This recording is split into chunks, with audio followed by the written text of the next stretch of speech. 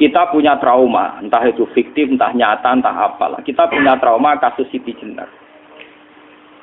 Orang yang mendalami la ilaha illallah secara intensif, ya, entah itu disebut kalimat sodo, bosuluk, boseloko, mbah kono pokoknya.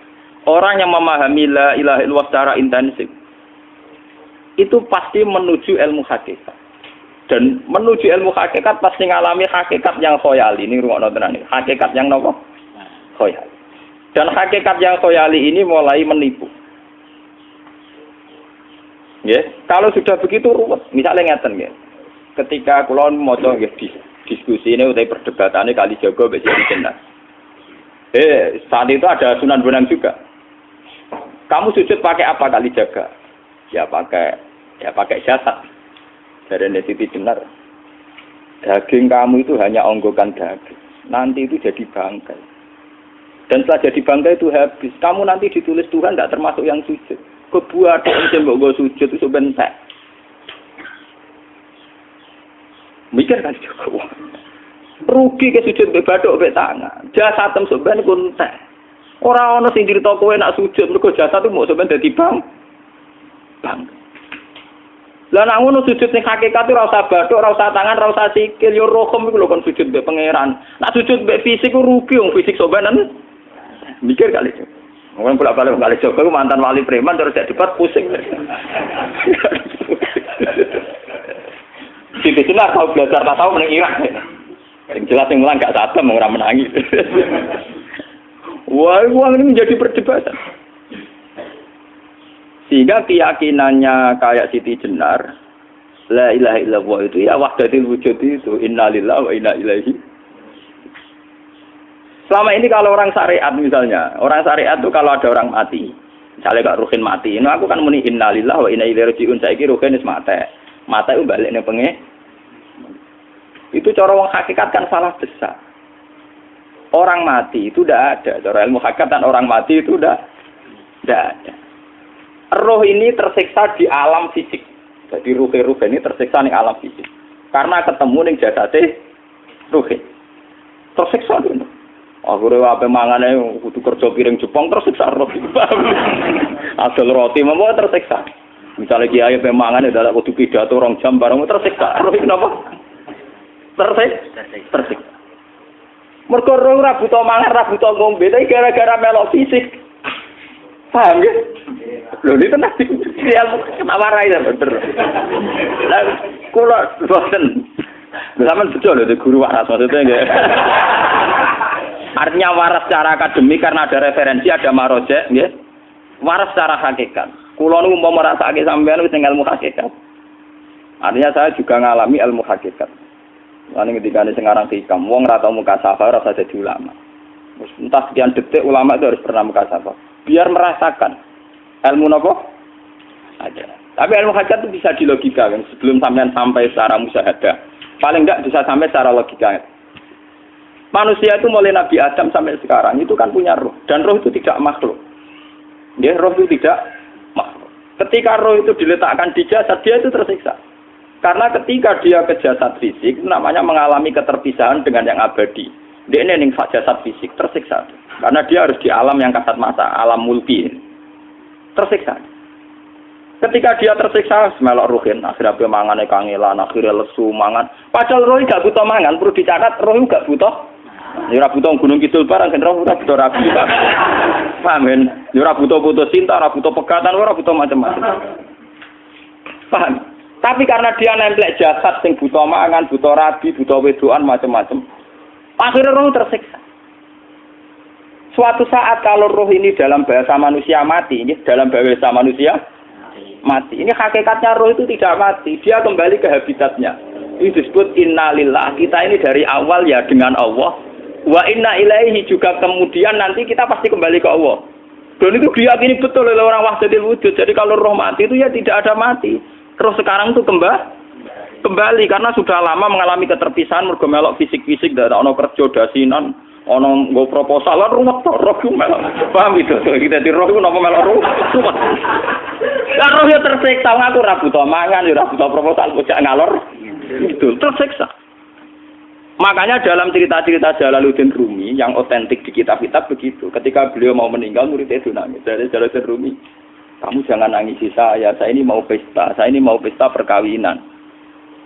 Kamu tidak merasakan penyesalan saya. Saya ini lama menyesal karena harus hidup bersama kamu. Terus saya ini tersiksa karena ngalami alam yang rusak, yang fana. Alam yang fana.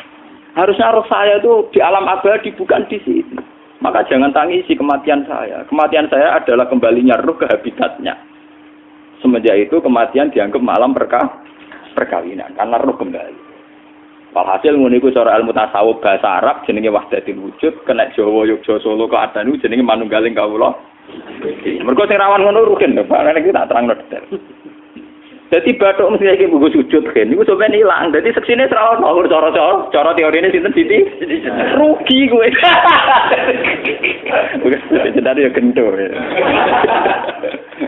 Lah kali sapa mantan preman jak debat terus ora ngono mbok terus tak pateni kowe. Lah debat iki ora iso. Premane kumat. Ya ta preman jak debat ilmi. Ngono ku model. Kali Joko yo ora salah, dhisik sing dina Umar nggih ngoten. Umar sahabat top, lha sik debat atau milih patenane ya Rasulullah. Gak iso dene cek ilmiah. Mantar preman pasar rukat terus dadi sahabat top. Debat yang milih mate. Ada wonten cerita wong Yahudi njaluk keputusan Nabi. Bareng wis diputusno Nabi cek mamang. Ndak tenang keputusane ngono dalam sengketa duniawi. Bariku takok ya Ali. Ya Ali, aku mau sowan ning Nabi Muhammad. Dikai keputusan tapi mamang cara kowe pilih. Sampai Ali dikai keputusan persis Kanjeng Nabi. Cek mamang neh takok Umar. Takok Umar aku mau sing Muhammad, ning Ali dikai keputusan kok mamang, Mar. Cara kowe piye? Urusan dunya. Enteni iki. Entah dia melepuh buat apa? Uang diputus Nabi ora marah. Buat mati. Awe. Mereka mantan apa? Cara mantan intelektual atau intelektual kan ya wajar nggak uji kok percaya Nabi. Kan bareng cara Ali sederhana. Gak percaya wis kandhani. Ora mesti cara Ali kan. Lah ora apa patene. Ya wajar wong Yahudi kok percaya Nabi, nek percaya ora situ Yahudi Muslim. Lah Ali situ Gus Dur. Lah Gus Dur ra beda piye tenang. Ali nyen ngoten watake ngoten. Nasibe padha. Ali itu ilmuwan yang jadi presiden gak sukses. Sing niru Gus Dur. Mergo ning dinggo nek wong pinter mimpin ra sukses. Wong pinter gampang maklumi. Lah misalnya kita jadi kiai wong pinter. Pak Yai santri ini pacaran. Maksud itu jangan langsung cawe itu. Wah, ruwet. Terus malah dalil zinalina subuh syahwat minan. Piye pondok tanpa pelaturan. Paham ya? Ruwet dah. Mulane aja geman, iki kiai pinter teman-teman aja geman. Sing biasa wae ana syariate sithik-sithik. Sing kamane ana santri pacaran tersinggung, ana santri nakal tersinggung. Sing ana rasane lha donya ana napa? Nek meguru kula nu urusan ilmu semi hakikat. Mon gitu. Sehingga kayak Siti Jenar, cara pandang Siti Jenar itu masuk betul ning gone pemikiran para santrinya. Kados Ki Ageng Pengging, siapa masuk betul karena masuk akal. Cara mereka napa? Betapa tidak ada artinya fisik ini. Nah, kalau semua fisik ini tidak ada artinya, kemudian yang ada artinya itu roh, perjalanan apa? Perjalanan roh, sehingga diartikan inna lillah wa inna ilaihi raji'un. Inna sholati wa nusuki wa mahyaya wa mamati ku lillah. Lah kemudian sekarang sampean tak tanya misalnya ini latihan ilmu hakikat.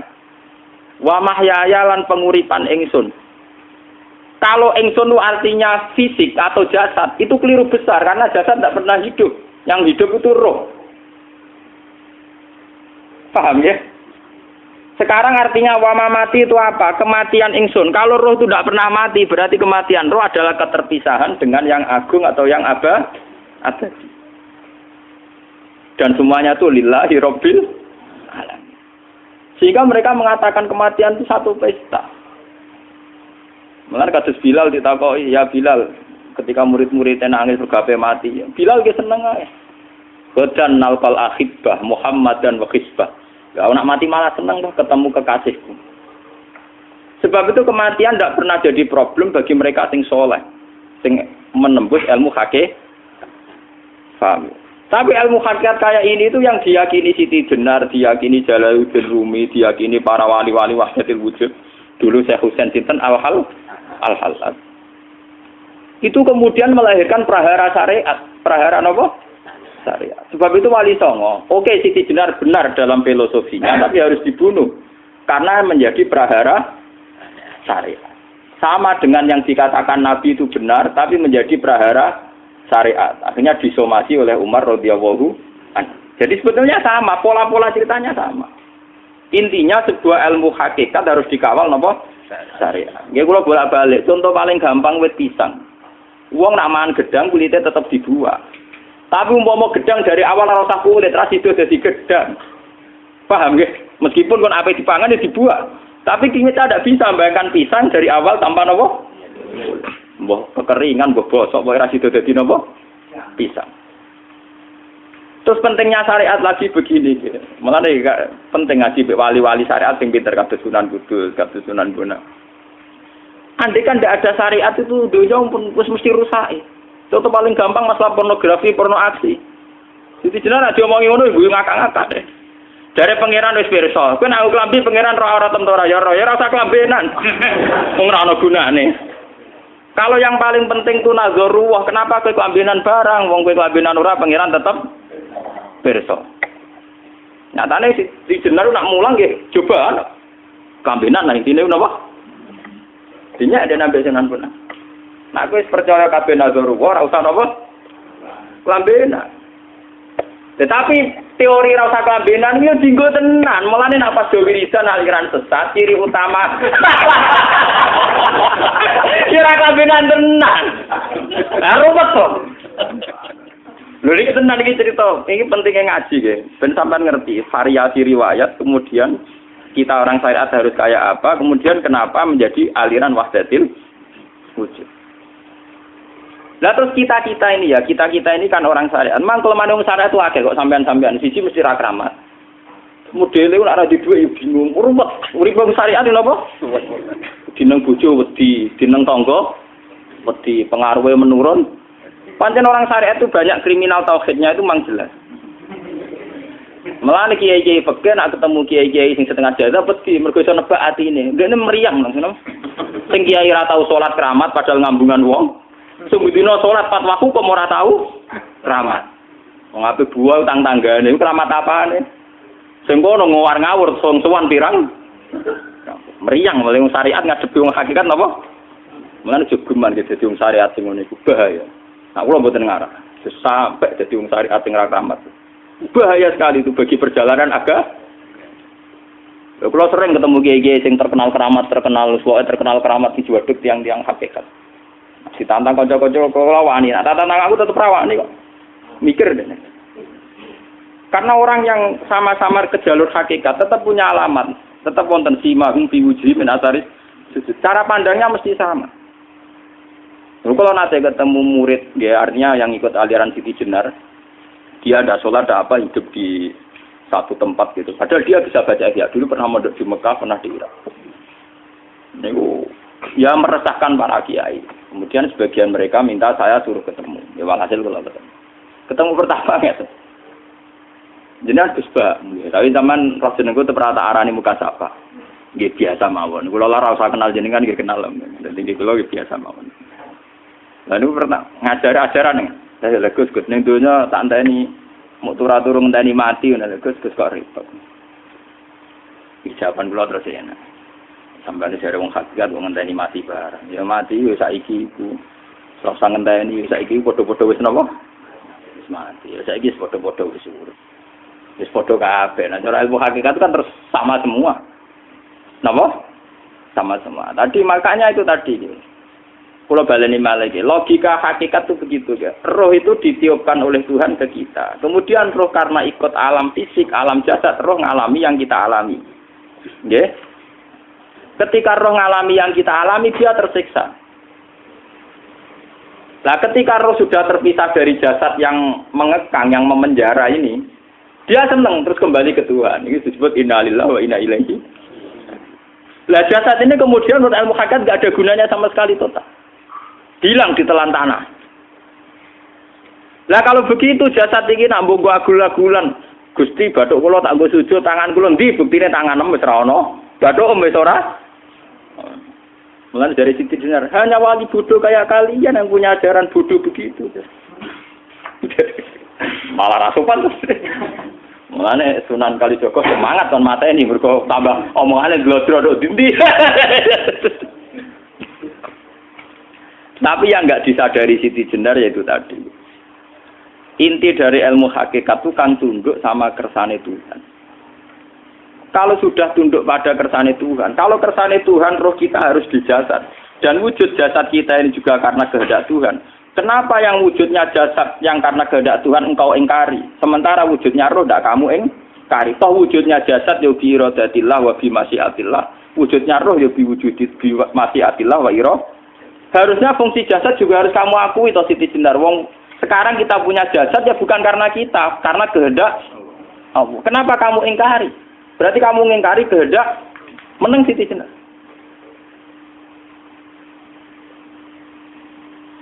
Makanya hakikat yang pertama saya itu pasti khayal. Lah Siti Jenar itu hakikatnya baru yang sampai khayal itu. Jika dia tersesat. Sebetulnya kalau sudah hakikat beneran itu tidak perlu khayal begitu. Artinya tidak perlu khayal jasad kita sing senajan ora ana gunane ini. Tetap piye wae wujudnya karena kehendak Allah. Juga kita harus terima. Apapun kekurangannya, apapun kenaifannya, ironisnya harus kita terima. Ini sebagai bentuk penerimaan kita pada masyiatil. Begitu juga keadaan roh kita sebagai penerimaan atas masyiatil. Meskipun ada teori-teori roh yang lebih valid. Lebih valid misalnya begini. Kanjeng Nabi itu suatu saat ininya terputus karena perang Uhud. Itu Kanjeng Nabi dolanan drijine ini. Napa cara niki napa jari jemarine Nabi putus. Iki dolanan. Jadi Nabi sendiri kadang sering ngajarkan ilmu hakikat. Hal lagi illa usbun udmiyat wa fi sabilillahi ma lafitu. Kowe ora trimo fisik, bentuk fisik jari jemari sing ditebir berdarah. Tapi nak kowe wis fi sabilillah ayo wis balik ning habitatem. Sehingga kenapa para sahabat itu ketika dicincang, ketika putus tangannya, putus kakinya, sahabat yang usul ke ilmu hakikat itu malah senang.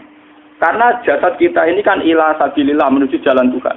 Sekali dia sudah terluka fisabilillah itu sudah menemukan formatnya. Cara teori Cina sudah menemukan formasinya. Paham gitu? Orang kok malah ngeluh itu berarti goblok kena ngeluh. Paham tak? Paham apa? Jadi, makanya Nabi ngertikan ya itu sudah ketemu formatnya. Ketika rohnya para syuhada nanti kembali ke Tuhan, ya ketemu formatnya lagi. Itu disebut wala taqulu lima yuqtalu fi sabilillahi amma. Dia tidak mati sesuai formasi awal, yaitu roh kembali ke Tuhan dan jasad ikut mengawal. Nah itu Nabi kadang ya pakai ilmu hakikat begitu. Mulane kula bolak-balik matur, kula niku nggih mulai umur 20 tahun napa pinten. Kula asline nggih gadah penyakit dan ekstrim penyakit saya. Sampai saat ini kalau nak ngobatno ndak lebih 50%, karena saya tetap berpikir. Misalnya cara syariat kan berubah, tapi cara hakikat apa betul keberadaan saya di alam ini penting. Sehingga aku kepengen urip tak bela-belani ngantekan ratusan juta. Jangan-jangan penting mati ikuti bang uripku. Lah nak ngono lha apa tak bela-belani? Entek ratusan juta. Jadi misalnya kita berobat ya mau, ya dari Nabi kan berobat ya berobat. Pokoknya kita Islam masih mau geruda-gerudu kadang orang paham. Sekali kamu mengamati dengan sisi hakikat, coba sekarang sampean pikir, coba sekarang nggak pakai logika hakikat, pakai logika syariat saja. Saya ini misalnya asetnya 10 juta, misalnya, saya punya aset 10 juta. Tapi misalnya aku rugi nawan atau dipengaruhi di masa depan sama nih, kalau pulau kan soalnya cara teori di masa. Misalnya kula ruhin, artinya kere di duit 10 juta aset. Tujuan saya sembuh kan supaya aku iso sembuh sehat, engkau iso kerja untuk anak. Tapi karena saya sakit nanti operasi ndak 10 juta. Operasi ndak 10 juta. Wong aku urip era mesti iso marisi anak. Apa meneh nek duit 10 juta tak ada gue berobat malah jelas ra iso marisi. Lah nak ngono penting matiku ya dibanding 10 juta. Karwan iso diwaris langsung. Sementara anak aku mari dibiayai 10 juta, rong mesti mari 10 juta mesti entek. Artinya tidak ada jaminan kalau berobat itu secara visi ke depan lebih baik. Soalnya malah ngentekno donya nggak jelas akibat positifnya. Misalnya tetap lumpuh, duwe teori loh. Bapak artinya apa? Teori hakikat tetap lebih benar bahwa hidup itu tidak ada artinya. Semua itu tidak ada artinya. Berobat apa enggak berobat semuanya tidak ada arti. Teori loh gini. Sehingga kalau kita tengah-tengah aja tengah-tengah. Kasus kula misalnya lara nggih berobat. Gusti separuh kalau ngelakoni syariat, tapi sebagai kalau ulama fikih, separuh kalau lakoni apa? Jadi kalau tetap buatan ngarah obat 100%. Tapi orang ngarah berobat, orang kalau tiang apa? Syariat. Tapi memang faktanya itu begitu. Cara Kanjeng Nabi kadang Kanjeng Nabi berobat. Kadang Kanjeng Nabi wis nikine tercincang digeguyon. Wah lagi illa usbuun udwiyat. Ora kok driji sing gak melok-melok. Nah, bukti bahwa jasadnya begitu tidak penting. Kayak Sayyid Hamzah. Menurut Sayyid Hamzah nganggep wahyu bentone ra karuan.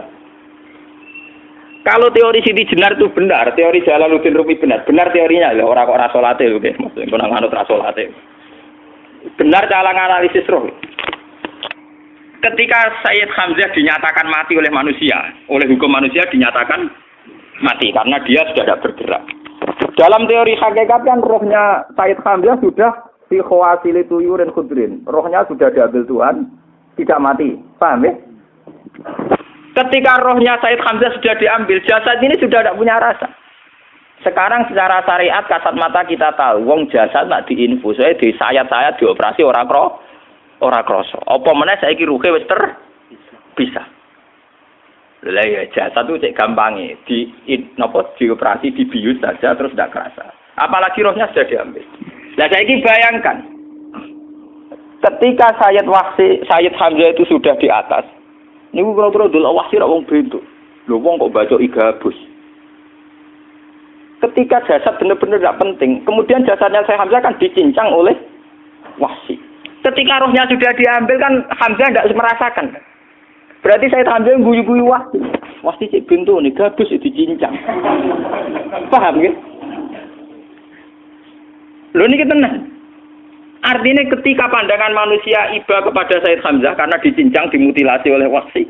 Wahsi tidak mengalami Pak Sinten, Sayyid Hamzah tidak mengalami apa-apa karena rohnya sudah bersama Tuhan. Dan iso wae Sayyid Hamzah malah guyu-guyu wahsi. Cek gobloke. Gabus kok dicincang. Lah nak ngono rak mirip, makanya nggih. Dalam hal ini itu dalam teori roh itu sebetulnya Siti Jenar tidak sesat dalam teori roh. Tapi jangan katakan itu penemuannya Siti Jenar. Siti Jenar itu terlambat. Sebelum itu ada Husain Al-Khallas, sebelum itu ada Jalaluddin Rumi, sebelum itu juga ada sahabat, ada nabi. Cuma cara aplikasinya Siti Jenar melenceng. Jadi jangan katakan kok tak kampus-kampus, itu pendapat Siti Jenar itu malah goblok meneh. Siti Jenar itu sanut, paham nggih maksud apa? Wis sanut. Nah, teori yang sama terjadi pada Yesus Kristus. Ketika Yesus misalnya secara lahir dicincang, dimutilasi, diapakan oleh orang Yahudi. Sebetulnya rohnya dia sudah bersama Tuhan, kembali ke Tuhan Bapa, nah cara Kristen. Nah cara Islam ya balik ning pangeran. Andaikan itu iya, itu ya tidak ada masalah karena hakikatnya dia tidak dicincang, tidak dibunuh. Andaikan iya lah, tentu menurut Islam yang dibunuh Yudas atau siapa itu yang masuk bialah. Tapi sama sebetulnya teorinya sama. Kalaupun iya tidak ada masalah. Oke, kalau misalnya Nabi Isa karena ada kontroversi menyangkut dia atau Yudas. Sekarang yang Zakaria dan ya. Zakaria itu dicincang betul oleh orang Yahudi, matinya dimutilasi. Tapi dia tidak apa-apa. Karena ketika beliau dicincang, rohnya sudah diambil. Ini rumah tenan kan, bener untuk kendel mati paham kan ya. Jadi maksudnya ini kalau ajari, nak mati itu tidak problem. Ini kalau urip mati loh. Nah ini bersamaan paham ya. Kaitan la ilaha illallah ini nanti semuanya sama kaitan sama apa? La ilaha illallah. Ini nanti ujungnya sama dengan la ilaha illallah. Begitu juga seterusnya. Misalnya Yahya kalian sinten? Zakaria. Ketika Tuhan ditanya, jadi tenggene alam malakut pangeran ditakok, ya Allah, Yahya dan Zakaria itu kan hamba pilihan engkau. Ketika dicincang kok jenengan biarkan. Endi Yahya Zakaria dicincang? Aku iku ora goblok dari pangeran. Sedurunge dekne dicincang jasate ruhe tak jipuk. Dadi dekne ora krasa blas. Begitu juga ning tafsir-tafsir sampean lihat wa Maryama. Sayyidah Maryam yang istrinya Fir'aun. Itu kan dia iman sama Nabi Musa. Asiyah, ya. Asiyah imro'ati napa? Fir'aun. Asiyah imro'ati Fir'aun, ya. Itu kan dihukum oleh Fir'aun. Ketika mau ditumpahi napa?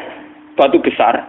Iku Allah ketika di pangeran, ya malaikal mauti, cepat ambil rohnya sebelum dihunjami batu besar. Terus rohnya diambil. Sebab itu dalam hukum Tuhan, Tuhan itu tidak merasa bahwa Tuhan membiarkan Asiyah, membiarkan Hamzah, membiarkan Yahya, membiarkan Zakaria. Dalam hukum Tuhan, semua orang ini roh-roh terhormat. Akhirnya nak anggo teori iki sing nyincang malah goblok, wong gabus goblok cincang ngono lho. Nak anggo teori iki malah berbalik, sing goblok sing nyincang. Paham ya? Yo ora kok sesuai sampean kiaskan saja. Wong dibius wae disayat-sayat gak krasa. Kaya apa nak ruhe bener-bener wis tercabut terpisah. Rasane ning ndi? Iku sing disebut wala taqulu limayuk talu fi sabilillah napa? Lah kemudian roh ini kemana? Nah, roh itu sudah menyatu dengan kalimat tauhid. Mesti roh itu bersaksi la ilaha illallah. Itu sing disebut ning alam roh ketika Allah tanya alastu birabbikum mesti qalu bala. Mesti mereka jawabnya apa? Bala. Karena alam roh tentu lebih mudah bersaksi akan keberhadiran dan keeksistensi Tuhan Allah Subhanahu wa taala. Paham ya ini zaman penting. Nah, ketika kalimat tauhid sudah menyatu kayak begini, itu mesti kalimat tauhid sing mesti langsung untuk swarga. Itu dimaksud Nabi mustaiqinan biha qalbu mukhlishon biha qalbu. Ati itu qalbu kan nggak bisa kamu artikan jantung atau liver kayak teori modern sekarang. Misalnya qalbun itu apa? Jadi kiai qalbun itu jantung. Nak ngono beda mek liver. Lah nek liver apa kabidun niku akal-akalan aja padha ora paham. Bahasa kolbun, fikrun, aklun itu sesuatu yang misteri. Roh ini kemudian dengan kalimat tauhid sudah menyatu disebut mukhlishon biha qalbu. Ada tingkat kemurnian hubungan roh dengan kalimat tauhid. Lah kalau begitu pasti dakhalal jannah. Karena tidak mungkin kalimat tauhid kok di neraka. Lah ini ngomong masalah-masalah hakikat. Wong sing gak tahu petualangan hakikat, momene sing sering bingung bakas duit, bayar kredit, utang jatuh tempo, ora usah melok mikir, utek wis entek go mikir duit.